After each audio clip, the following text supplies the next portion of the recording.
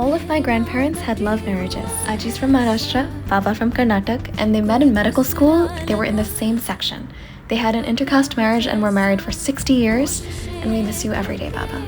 Nanu's from Punjab, Ammi from Jammu, and they also met in medical school, but literally across from a dead body. Ammi was 3 years older than Nanu, and we miss her love and light every day. Yep, that's baby me with my parents and grandparents. And let me know how your parents or grandparents met in the comments below.